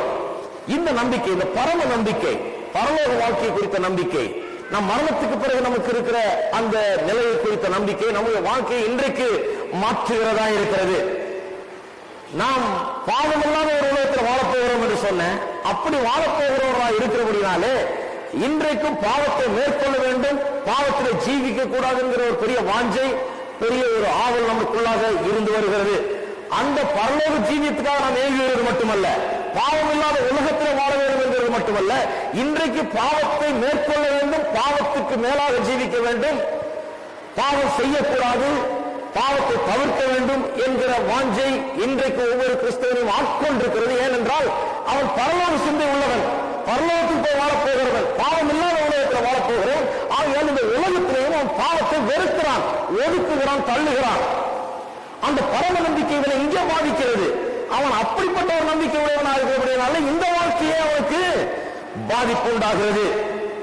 அந்த வியாதி இல்லாத, தொல்லைகள் இல்லாத, பசி பட்டினி இல்லாத, அந்த சகல நன்மைகளும் நிறைந்த, நன்மைகள் மாத்திரமே நிறைந்த அந்த உலகத்திலே அவன் வாழப்போகிறபடினாலே இந்த உலகத்தையும் அவன் மாற்றி அமைக்கிறான்.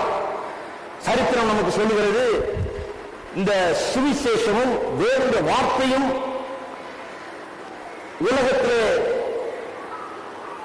பிரசங்கிக்கப்படுவதற்கு முன்பதாக எந்த ஒரு ஆஸ்பத்திரியும் கட்டப்பட்டது கிடையாது. மனநோய் பிடித்தவர்களுக்கு எந்த விதமான ஆஸ்பத்திரி கட்டது கிடையாது. வியாதியஸ்தர்களுக்கு ஆஸ்பத்திரி கட்டப்பட்டது கிடையாது. மனநோய் பிடித்தவர்கள் எல்லாம் பெரிய ஒரு மிருகத்தை போல நடத்தினார்கள். அனாதைகளுக்கு என்று ஒரு இல்லம் உண்டாக்கப்பட்டது கிடையாது. கஷ்டப்படுவதற்கு உதவி செய்ய வேண்டும் என்கிற நோக்கத்தோடு எந்த ஒரு ஸ்தாபனமும் உண்டாக்கப்பட்டது கிடையாது. இந்த தேவனை குறித்த வெளிப்பாடு உண்டான பிறகுதான், சத்திய வசன பரம்பின பிறகுதான், மனுஷர்கள் மத்தியில் இந்த தேவனுடைய வார்த்தை பிரசங்கிக்கப்பட்ட பிறகுதான் இப்படி ஆஸ்பத்திரிகளும், இப்படி மனநோய் பிடித்தவர்களுக்கு நிலையங்களும், மற்ற அனாதைகளுக்கு இல்லங்களும், விதவைகளுக்கு இல்லங்களும், மற்ற கஷ்டப்படுபவர்களுக்கு முதியோர்களுக்கும் இல்லங்களும், இப்படி பலவிதமாக நன்மை செய்கிற ஒரு எண்ணம் கிறிஸ்தவ மத்தியிலே தான் உண்டாகி அவர்கள் தான் இதெல்லாம் உண்டாக்குனார்கள். சீனால சொல்றாங்க, அங்க சைனால மேடம் சங்காய் ஷேக் சொன்னார்களாம், எங்களுடைய தேசத்தின் மதம் முதியோர்களை ஆராதிப்பது, ancestral worship. எங்களுடைய முற்பிதாக்களை நாங்கள் வணங்குகிறோம். முற்பிதாக்களை வணங்குகிறோம் சொன்னாங்க. வயசானவங்களுக்கு ஒரு இல்லம் கூட கட்டல. வயசானவங்க பாடுபட்டா அவங்க போய் சிகிச்சை பெறக்கூடிய ஒரு ஆஸ்பத்திரி கட்டல, ஒன்றும் பண்ணல. ஆனால் முதியோர்களை நாங்கள் வணங்குகிறோம், எங்கள் முற்பிதாக்களை வணங்குகிறோம் என்று சொன்னார்கள். அப்படிதான் உலகம் இருந்தது. சுவிசேஷம் பிரவேசித்த பிறகு, சுவிசேஷம் பரம்ப இப்படிப்பட்ட கிறிஸ்தவர்கள் உண்டாக கிறிஸ்தவ விசுவாசம் மக்களிடத்திலே பரம்பி அது மேற்கொள்ள ஆரம்பித்த பிறகு அனாதை இல்லங்களும், ஆஸ்பத்திரிகளும், பள்ளிக்கூடங்களும், பலவிதமான நன்மைகளை செய்கிற ஸ்தாபனங்களும் உருவானது. கிறிஸ்தவ விசுவாசிகள் மத்தியில் இருந்தால் உருவானது. இன்றைக்கு ஒருவேளை ஒரு கிறிஸ்தவ விசுவாசத்தை காத்துக்கொள்ளாம இருக்கலாம். கிறிஸ்தவர்கள் உருவாக்கிட்டு இப்ப வேற மாதிரி போயிடுச்சு. ஆனா அவர்கள் தான் உண்டாக்கினார்கள். ஆழ்ந்த கிறிஸ்தவ விசுவாசம் உள்ளவர்கள் தான் இப்படிப்பட்ட ஸ்தாபனங்களை உண்டாக்கி நன்மை செய்ய வேண்டும். பரலோகத்தை போல இதை போல மாற்ற வேண்டும். நாம போகிற இடம் எப்படி இருக்க போதோ அதுபோல கொஞ்சமாவது இங்க இருக்க வேண்டும். இந்த வேதனையை போக்க வேண்டும், வியாதியை போக்க வேண்டும், மனுஷனுடைய அவல நிலையை போக்க வேண்டும். அனாதையா யாரும் இருக்கக்கூடாது, தெருவில் இருக்கக்கூடாது, பிச்சை இருக்கக்கூடாது, ஆதாரத்துக்காக போய் அங்கிங்க அலையக்கூடாது என்று நினைக்கிறவர்கள் இந்த கிறிஸ்தவ விசுவாசத்தில் ஆழ்ந்த நம்பிக்கை உடையவர்கள். என்றால் பரலோகம் போக போகிறவர்கள், நன்றாக வாழப்போகிறவர்கள், அந்த பரலோக வாழ்வை எண்ணிக்கொண்டிருக்கிறவர்கள் அவர்களுக்கு இந்த பூலோகத்தை எப்படியாவது பரலோகம் மாதிரி மாற்றணும் என்கிற எண்ணம் இருக்கிறது. ஆகையாலதான் இந்த உலகம் கிறிஸ்தவர்களால் அப்படிப்பட்ட மாற்றங்களுக்கு உண்டாக இருக்கிறது. கிறிஸ்தவ விசுவாசிகள் அப்படிப்பட்ட ஆழ்ந்த நம்பிக்கையுடன் தான் அதை மாற்றி இருக்கிறார்கள். இன்னொன்று கடைசியாக, நாம் பரலோக குடியுரிமை பெற்றவர்களாக இருக்கிறோம், சிட்டிசன்ஸ் ஆஃப் ஹெவன். இங்க நம்ம டெம்பரரியா தான் இருக்கிறோம். எங்க நம்ம பெர்மனன்ட் சிட்டிசன்ஷிப்? அங்க பரலோக பாஸ்போர்ட், இந்தியன் பாஸ்போர்ட் இப்ப டெம்பரரி தான். அந்த சிட்டிசனா இருக்கிறதுனால, அந்த நாட்டை சேர்ந்தவர்களா இருக்கிறதுனால இங்க இருக்கும்போது என்ன பண்றோம்? அந்த நாட்டையே யோசித்துக் கொண்டிருக்கிறோம், அதையே நினைத்துக் கொண்டிருக்கிறோம். அங்க போக போகிறவர்கள், அங்க இருக்க போகிறவர்கள், இந்த உலகத்தில் ஏதோ ஒரு நோக்கத்துக்காக இங்க வைக்கப்பட்டிருக்கிறோம். அவ்வளவுதான் ஒழிய நம்முடைய நித்திய வீடு அங்கே இருக்கிறது. நமக்குள்ள இருக்கிற ஜீவன் அங்கிருந்து வந்த ஜீவன். நாம் விசுவாசிக்கிற கர்த்தருடைய வார்த்தை அங்கிருந்து நமக்கு கொடுக்கப்பட்டது. இந்த நித்தியத்தின் எண்ணத்தோடு நாம் வாழும்போது நாம் இந்த உலகத்தில் எல்லாவற்றையுமே வித்தியாசமான கண்ணோட்டத்தோடு நாம் பார்க்கிறோம். பாருங்க, பிரான்ஸ்ல யாருமே இங்கிலீஷ் பேச மாட்டேன்றாங்க. அங்க போய் இறங்கலாம், நான் என் மனைவி இறங்கி அங்க போய் அட்ரஸ் கேட்கறதுக்குள்ள பெரிய பாடாபடி. இங்கிலீஷ் தமிழ்ல பேசினா பேசுவாங்க போல இருக்கு. இங்கிலீஷ் தான் அவங்களுக்கு ஒரு பகை மாதிரி. இங்கிலீஷ்க்கு அவங்களுக்கு பெரிய போட்டி. முதல்ல பிரெஞ்சு வந்து கொஞ்சம் உலகத்தை ஆண்டு கொண்டிருந்தது. அப்புறம் இங்கிலீஷ் உலக மொழி ஆயிடுச்சு. ஆனால் இவங்களுக்கு ஒரு பொறாமை இங்கிலீஷை பார்த்தோன்னு. இங்கிலீஷே யாரும் பேச மாட்டேங்கிறாங்க. இங்கிலீஷ்ல பேசினாலே இப்படிட்டு போயிட்டே இருக்கிறான். அப்புறம் கேட்ட சொல்றாங்க இங்கிலீஷ் பேச தெரியும், நான் இங்கிலீஷ்ல பேசினா பேச மாட்டாங்க. அவ்வளவு ஒரு வெறுப்பு. தமிழ்ல பேசினா கூட நீங்க பதில் சொல்லுவாங்க போல இருக்குது அது இங்கிலீஷ்ல. அங்க நான் போயிட்டே இருக்க ஒரு ஸ்ரீலங்காக்காரரை பார்த்தேன், நம்ம தமிழாள். அவர்கிட்ட போய் பேசிட்டு வந்து, என்னையா உங்க நாட்டுல யாரும் இங்கிலீஷே பேச மாட்டாங்க, வழி கேட்கறது கூட முடிய மாட்டேன். அவர் சொன்னார், இல்லைங்க இங்க லாஷப்போன்னு ஒரு இடம் இருக்குது. இந்த ட்ரெயின்லயே அப்படி இன்னும் கொஞ்சம் தூரம் போனீங்கன்னா, ஒரு 2 ஸ்டேஷன் போனீங்கன்னா அங்க இறங்குங்க லாஷப்போ. அந்த இடத்துல இறங்கி கீழே ட்ரெயின் ஸ்டேஷன்ல இருந்து இறங்கி கீழே வந்தீங்கன்னா, தெருவுக்கு வந்தீங்கன்னா, நீங்க இங்கிலீஷையும் மறந்துடலாம், பிரெஞ்சையும் மறந்துடலாம், ஏன் தமிழ்லயே பேசலாங்க. எவ்வளவு பெரிய சந்தோஷமா இருந்துச்சுன்றீங்க. அந்த அந்நிய நாட்டுல நான் வேற இந்த நாட்டு சாப்பாடை சாப்பிட்டு சாப்பிட்டு அழுத்து போச்சு. நம்ம நாட்டு சாப்பாடு எங்கேயா கிடைக்குமான்னு பார்த்துட்டு இருந்தேன். அங்க போங்க, வெறும் தமிழ்லயே பேசலாம், நம்ம தமிழ் ஹோட்டல்லாம் இருக்குது அங்க. என்ன போய் இறங்கணும் பாருங்க. அவர் ரொம்ப அதிகப்படுத்தி சொல்றாருன்னு நினைச்சேன் நான். அது எப்படி அங்க இறங்கணும்னு தமிழா பேச முடியாது, என்ன பிரான்ஸ்ல வந்துட்டு இதெல்லாம் நடக்கிற காரியமா நினைச்சிட்டு அங்க போய் ட்ரெயின்ல இருந்து இறங்குற கீழே இறங்கணும்னு தங்க மாளிகைன்னு போட்டிருக்கான் போர்டு தமிழ்ல. இறைச்சி கடை, நாதன் ஸ்டோர்ஸ், இப்படி வரிசையா போர்டு எல்லாம் தமிழ் தான் ரோட்ல நின்று ரொம்ப தீவிரமா தமிழ்நாட்டு அரசியல் பேசிட்டு இருக்காங்க 4 பேர். அங்க போய் இங்க மெட்ராஸ் சாப்பாடு கிடைக்கிற மாதிரி இடம் இருக்காங்க. டூரிஸ்டா சார்? ஆமா. நேரம் கொண்டு போய் ஒரு பாண்டிச்சேரிக்கார ஹோட்டல்ல உட்கார வச்சாங்க. அவர்கிட்ட கேட்டேன், ஐயா என்ன சாப்பாடு சாப்பிடலாம் உங்க ஹோட்டல்ல? மெனுவை கொடுத்தாரு. இதே பார்த்துக்கிட்டே இருந்தேன். இந்த நாடுகள்லாம் போனா நான் மீன் குழம்பே சாப்பிடுறது இல்லை, ஏன்னா உங்களுக்கு எல்லாம் சரியா தெரியாது மீன் குழம்பு, அங்க சரியா வரமாட்டேங்குது நம்ம நாடு மாதிரி. ஐயா அதை இங்க வந்தா பாத்துக்கிறது. என்ன கறி சாப்பிடலாம்னு பார்த்துட்டு அவர் சொன்னார், மீன் சோறு சாப்பிடுங்க. மீன் சோறு எங்க நாட்டு மாதிரி இருக்குமா ஐயா? தமிழ்நாடு மாதிரி இருக்குமா மீன் சோறுன்னு? அதை விட பெட்டரா இருக்கும்னாரு. சரி கொண்டாங்க. கொண்டு வந்தா நம்ம நாட்டிலேயே நான் அப்படி சாப்பிட்டதெல்லாம் அவ்வளவு நல்லா இருக்குது மீன் குழம்பு. எல்லாரும் பசி இருக்குதா? அவ்வளவு நல்லா இருக்குது. பாரிஸ்ல எல்லாம் பிரெஞ்சுக்காரங்க மத்தியில தமிழ்ல பேசிக்கிட்டு இங்க தமிழர் சாப்பாடை சாப்பிட்டுக்கிட்டு அந்த மீன் குழம்பு வந்தது எனக்கு சொல்ல முடியாத சந்தோஷம். இப்படிதான் இருக்குது ஆலயத்துக்கு வரும்போதும். இந்த உலகம் வந்து அந்நிய நாடு மாதிரி. இங்க நம்ம அங்கே போற வேலையை செய்யறோம், அதை பண்றோம், பல இடங்கள் போக வேண்டியதா இருக்கு, பலரோட பழக வேண்டியதா இருக்கு. ஆனா நம்முடைய உள்ளங்கள் எல்லாம் கர்த்தரோடு உள்ள ஐக்கியத்துக்காக ஏங்குகிறது. அந்நிய தேசத்தில் இருக்கிறவர்கள் போல நாம் இந்த இடத்துக்கு வருவதற்கு ஏங்குகிறோம். உள்ளத்துல நமக்கு ஒரு ஆவல், கர்த்தருடைய பிரசன்னத்தில் வர வேண்டும். நாம் உள்ளத்தில் ஒரு ஆவல், மற்ற விசுவாசிகளோடு சேர வேண்டும், கர்த்தருடைய வார்த்தையை கேட்க வேண்டும், கர்த்தரை ஆராதிக்க வேண்டும் என்கிற வாஞ்சை ஏன் நமக்கு இருக்குது? நம்ம அந்நிய தேசத்தார், நாம் இந்த உலகத்துக்கு சொந்தமானவர்கள் அல்ல. ஆயிரம் ஞாயிற்றுக்கிழமை போய் ஊரை சுத்திட்டு அப்படியே போய் வீட்டில் படுத்துக்கிறது கிடையாது. நமக்கு அது முடியாது. நாம் தேடி ஓடுறோம். காலையில் எழுந்திரிச்ச உடனே கடகடன் கிளம்புறோம், வீட்டை விட்டு ஓடி வர்றோம். ஆட்டோவை பிடிச்சி, டாக்ஸியை பிடிச்சி, அதை பிடிச்சி, இதை பிடிச்சி, எத்தனையோ எதையாவது பிடிச்சி வந்து சேர வேண்டும். உள்ளத்தில் அந்த வாஞ்சை என்ன? நாம் இந்த தேசத்துக்கு சொந்தமானவர்கள், நாம் பரலோகத்துக்கு சொந்தமானவர்கள், அதை நாடுகிறவர்கள். அந்த தேவனுடைய ஜீவன் நமக்குள்ளாக இருக்கிறது. ஆகையால் தான் அந்த ஒரு ஏக்கம் உள்ள இருக்கிறது.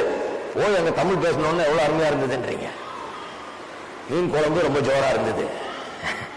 உட்கார்ந்து சாப்பிட்டோம். சாப்பிட்டுட்டு வெளியே வந்தா எதிர்க்க ஒரு கடை, எல்லாம் தமிழ். இந்த தமிழ் சினிமா கூடிய போஸ்டர்ஸ், இந்த டேப்ஸ் எல்லாம் வித்துட்டு இருக்கிறாங்க. நான் ஒரு மாசமா நியூஸே பார்க்கல. நம்ம நாட்டில் என்ன ஆச்சு, யாரு பிரைம் மினிஸ்டர், யாரு சீஃப் மினிஸ்டர், ஒன்றும் தெரியல எனக்கு. எல்லா நியூஸையும் ஜெர்மனிலையும் பிரெஞ்சிலையும் அது இதுலையும் சொல்லி முடிச்சிடுறாங்க.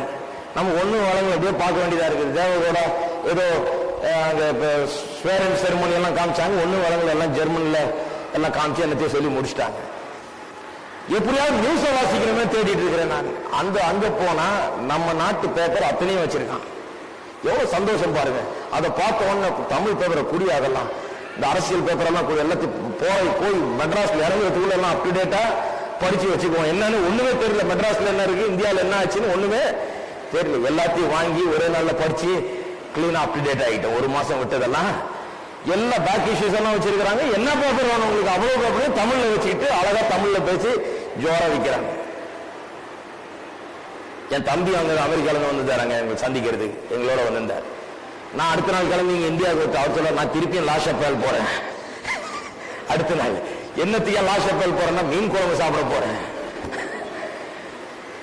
அப்படித்தான் கிறிஸ்தவனுடைய வாழ்க்கை.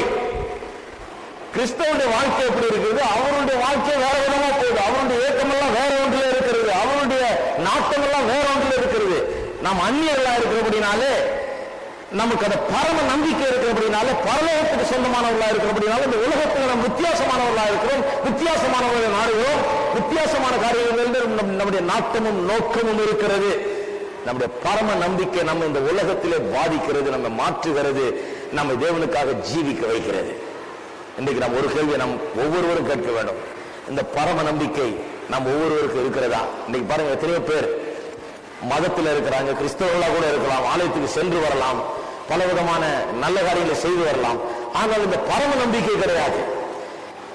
இந்த மரண பயம் அவர்களை ஆட்கொள்கிறது. வருங்கால வாழ்க்கை குறித்த ஒரு நம்பிக்கை கிடையாது. மரணத்துக்கு பிறகு அவர்களுக்கு என்ன என்பது குறித்த ஒரு பயம்தான் அவர்களுக்கு இருக்கிறது ஒழிய ஒரு நிச்சயம் அவர்களுக்கு கிடையாது. நித்தியத்தை எங்கே கழிக்க போகிறோம் என்கிற ஒரு நிச்சயம் அவருடைய வாழ்க்கையில கிடையாது. ஆகையால்தான் இந்த உலகத்தில் சந்தோஷமற்றவர்களாய், சமாதானமற்றவர்களாய், நிம்மதியற்றவர்களாய், எதையோ ஒன்று தேடி அலைந்து கொண்டிருப்பவர்கள் போல இருக்கிறார்கள். இன்றைக்கு ஒரு கேள்வி கேட்கிறேன், அப்படிப்பட்ட பரம நம்பிக்கை உங்கள் ஒவ்வொருவருக்கும் இருக்கிறதா? ஒரு நாள் நித்தியத்தில் தேவனோடு வாழ்வேன் என்ற நம்பிக்கை, மரித்தால் அடுத்த நிமிஷமே தேவனுடைய சமூகத்தில் நான் இருப்பேன், அங்கெங்க அலைந்து கொண்டிருக்கிறது இல்லை, யாருக்காக நாடிக்கொண்டிருக்கிறது இல்லை, தேவனோடு நான் இருப்பேன் என்ற நம்பிக்கை எனக்கு இருக்கிறது. இந்த உலகத்தில் அந்த பரம நம்பிக்கையினால் நான் ஆட்கொள்ளப்படுகிறேன். அதை நான் ஆட்கொள்ளுகிறது இந்த பரம நம்பிக்கையின் வாஞ்சை, அதனுடைய ஜீவியம், அதனுடைய எல்லாம் என்னை இன்றைக்கு ஆட்கொண்டிருக்கிறது. அப்படி சொல்வீர்கள் என்றால் நீங்கள் உண்மையாகவே இயேசுவை உள்ள உடையவர்களாக, இந்த பரம நம்பிக்கை உடையவர்களாக இருக்கிறீர்கள். அப்படி இல்லை என்றால் இன்றைக்கு நீங்கள் இயேசுவை உங்களுடைய உள்ளத்தில் அழைக்கலாம். இயேசுவை என்ற உள்ளத்தில் வாரும், என்னை மாற்றும், என்னை ரட்சியும், என்னுடைய பாவத்தை போக்கும், என்னை சுத்திகரித்து கழுவும், உங்களுடைய பிள்ளையாக மாற்றும், அந்த பரம நம்பிக்கை எனக்கு தாரும் என்று கேட்கலாம். அது கிடைக்கிறது கஷ்டம் இல்லை. இப்பவே இந்த நிமிஷமே அதை பெற்று இந்த இடத்தை விட்டு வெளியே போகலாம். இங்கிருந்து போகிறதுக்கு முன்பாக அதை பெற்றுக்கொண்டு அந்த நிச்சயத்தோடு போகலாம், பரம நம்பிக்கையோடு போகலாம். எல்லாரும் எழுந்து நிற்போம். நான் இயேசுவை ஏற்றுக்கொள்ள வேண்டும் என்று இயேசுவண்டில் என்ற வாழ்க்கை ஒப்புவருக்கு விரும்புகிறேன், இந்த பரம நம்பிக்கை பெற விரும்புகிறேன் என்று சொல்லுகிறவர்கள், இயேசுவை ஏற்றுக்கொள்ள விரும்புகிறவர்கள், இதுவரை அப்படி செய்யாதவர்கள், இந்த நிச்சயத்தை இல்லாதவர்கள், உள்ளத்திலே இந்த நிச்சயத்தை உடையவர்களா இல்லாதவர்கள், கைகளை உயர்த்துங்கள். உங்களுக்காக ஜெபிக்க போகிறேன். நாம் ஜெபித்து முடிக்க போகிறோம். இந்த இயேசுவை ஏற்றுக்கொள்ள போகிறேன் என்று சொல்லுகிறவர்கள் எங்க இருந்தாலும் கையில உயர்த்தி காண்பீங்க. உங்களுக்காக ஜெபிக்க போறேன் துரிதமா. தேங்க்யூ. வேற